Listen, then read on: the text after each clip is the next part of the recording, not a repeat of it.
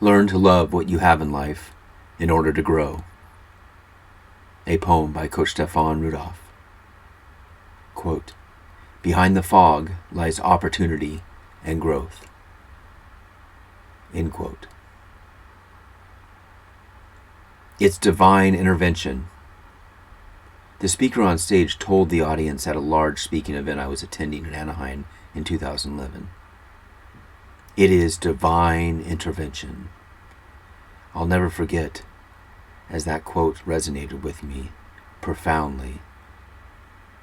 He said this with confidence and experience as he explained his story and his path in life. The speaker himself had overcome many obstacles, many addictions, and many trials in his 70 years of life, and was now one of the top speakers in the world. Yet it wasn't his level of financial success and fame that intrigued me. On the contrary, it was his level of success over the power within that controlled his past life, of which I wanted to learn more. He spoke of overcoming all obstacles related to financial success and goals set forth by society. Prior, he had been a well-established college professor for many years in the day. Yet even with tenure and retirement set in the future for this position, he ended up quitting his job and following his passion to write, to speak, and to help others. But how did he do it? That's what I always ask myself every time I read his books, listened to his audios, watched his videos, and now saw him in person. I was seeking that answer within. And that, I knew, was an answer I would find by being here. Yet no matter what he said at this moment in time, no matter how he told his magnificent stories and where he had come from in the past and where he was today, it was that voice within me that kept saying, "Oh, you can't do that. Don't listen to him." It was a voice I had always had listened to without listening to it. It had been there for years without me recognizing it. And even when I think I did recognize it, I didn't acknowledge it. If that makes sense. It was a voice that ran my life as it was the only voice I had heard over an entire lifetime. Basically, I had not awoke yet. I had not developed that voice within to battle that voice of the ego. I had not awoken that spirit voice yet. Yet then, at this very moment, upon hearing the speakers talk and hearing that voice that had ruled my world for so many years, quote, I, end quote, thought to, quote, myself, end quote, what if I can do it? Then there began the battle between the two voices. There began the passion of the future versus the collapse of the past, all in an argument of the present. There began the debates of what a loser I had become and always felt and heard from this voice that I was in life now versus what a winner I knew I always could be. Right then and there, this point in my life began the awakening. That voice I began to recognize that day was the voice that had got me to where I was in life at this time. At this time in my life, I was addicted to escapism through alcohol, addicted to self-sabotage financially, and addicted to self-destructive relationships in my life over and over and over again. I was never good enough, and I hated the man and the human being I had become in life. Deep within, I hated it. Yet on the outside, I bought cars, I bought bling, I bought everything in order to cover these feelings up. This was only a one-way view of my life. It was financially, and that was it. That's the only way I had been taught, raised, learned through the education system, and taught throughout life to understand it was all financially. That's all I based my life on. Yet now at this point in time, I began to see my past relationships this way and how I had self-destructed. I suddenly awoke at this point and saw how alcohol had taken over my life. I never tried to work through things nor overcome obstacles. I simply gave up and fueled myself, my body, my inner being with alcohol, a fuel for a vehicle, a fuel I should not have been fueling myself with for years. I did so and kept doing so and kept escaping this way through the route of bars, drinking, and partying. This rolled down from a slow trickle-down effect of addiction and escapism, year after year, excuse after excuse, relationship after relationship, all in all, until the end, until complete failure. As I awoke at this speaking event, thoughts flashed before me in my mind. I knew where I was, and I knew what I had to do in order to grow. I looked back. When I was married, I drank. When I was financially successful, I drank. When I had the American dream lifestyle, I drank. Yet when I lost my job, I drank. When I got divorced, I still drank.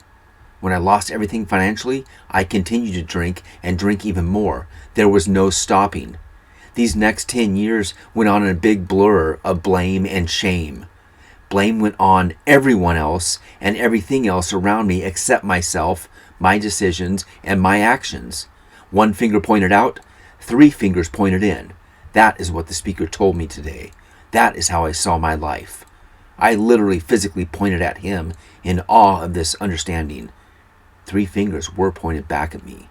I was here watching him watch me and watch hundreds of others as I understood this and awoke to this. Yet looking back on my life in those 10 years, I know I didn't even care. The fuel of alcohol diluted an understanding of what my reality should have been, could have been, would have been if I didn't drink. The only thing I cared about was the relationship that mattered most in my life, the longest relationship I had ever had in my life. The only thing I cared about was a relationship that I was even unaware of throughout my entire life until the breakup point at this very point. This was my relationship with alcohol. The drinking never stopped because of this unknown relationship that had taken over my life with the other person in my life that ruled my life, for my life, and worked on ending my life. This person, this voice, this ruling unknown being was that of the ego, a voice that I found later was fueled by alcohol. Just as a vehicle is fueled to run off alcohol, my ego itself had silently yet effectively built an engine over the years that needed constant daily fueling of alcohol in order to run. On my journey of trying to achieve health, fitness, and wellness, days without alcohol were struggle. Water was necessary, but the fuel I needed my life to run on, alcohol, always won out. For without it, I felt and lived in a mindset that my engine, my life, my vehicle would seize. That, so I thought. I had lived in a mindset of thinking this way for years because I understood no other way to think and live in life until this very moment of awakening, this day, this moment, with this speaker in front of me. My thoughts were my thoughts, and there was no way of thinking, no other way of doing, and no other way of living for me until I awoke. Yet now with this contradictory positive voice toward negativity, I actually felt a spark. A seed had been planted. It was a spark in my new engine that jump-started a passion in my life, a passion in my thoughts, a passion in my days, and a passion for living. living in my life, for my life, with my life, through life, in order to grow in life. This spark came from the heart, through the heart, with heart, where I began living with heart every day. I took the first step and did so by realizing this alcohol fueled my ego voice in my mind, and it had to be humbled by my newfound heart. Yet in the midst of this controversy process, I saw where the growth ceased. In between the heart of passion and the mind of action was a mouthful of excuses.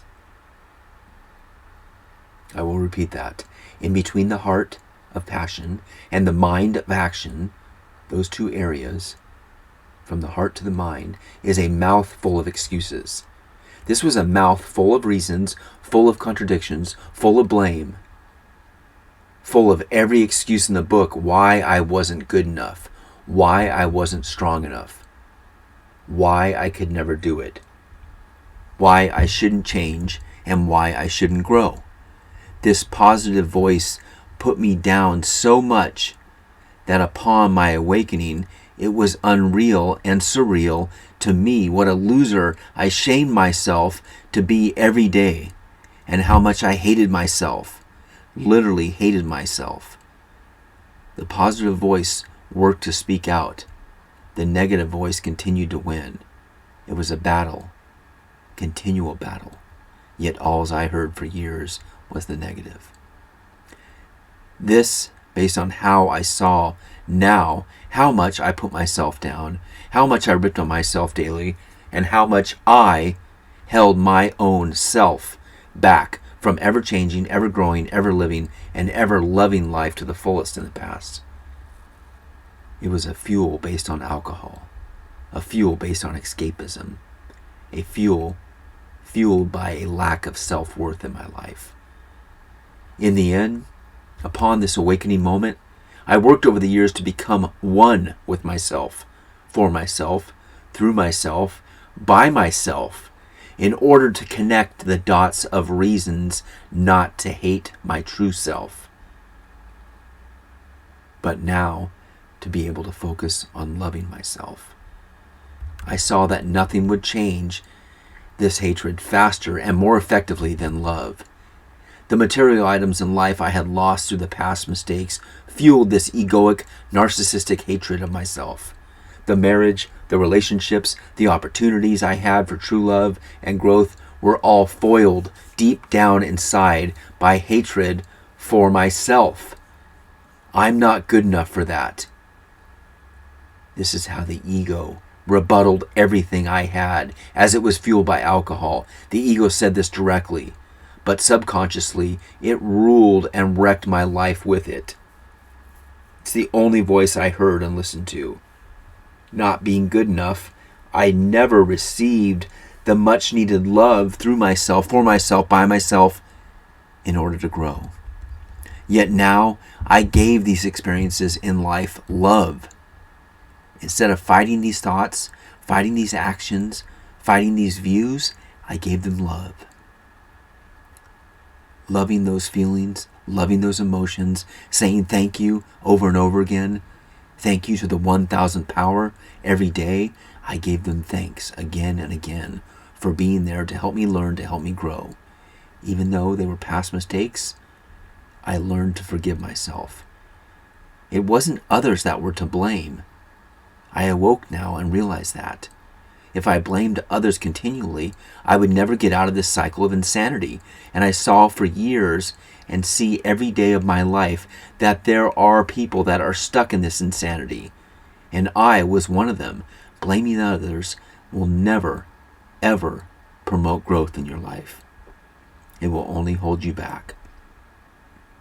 When I began to love myself more, I began to see reasons of how and why it was connected back to me and back to my decisions and actions in the past. I had to learn, I had to grow.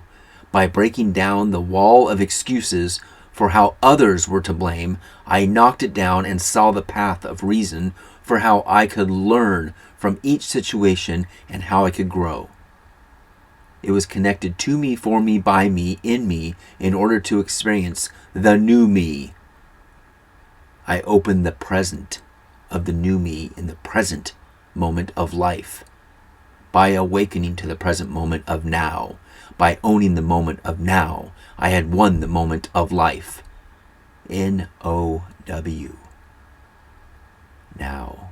Own the moment, and I had won the moment of life. By doing so, I was able to grow and live in love through love, with love for myself, with myself, in order to be able to someday truly love others.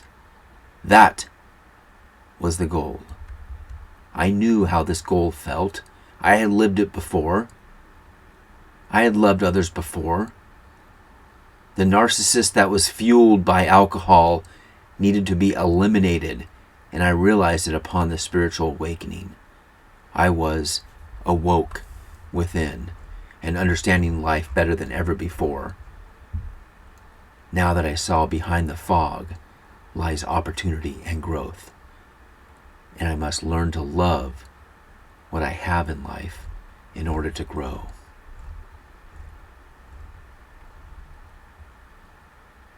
To the reader and listener for whom this hits home the most, first take this path by doing so in your world, not only for the world around you to grow, but first for the world within you to grow. Once you grow within, you will see you can grow without in life. That is, without the need for material items, without the need for others' approval, and without the need for anything else that matters most in life. That which is you, loving your decisions, and in the end, loving your life. This too will come with positive thoughts, positive emotions, and a focus daily through positive breath on positive growth every moment of every day. To your health, wellness, and personal growth, Coach Stefan Rudolph, recoveredcoaching.com.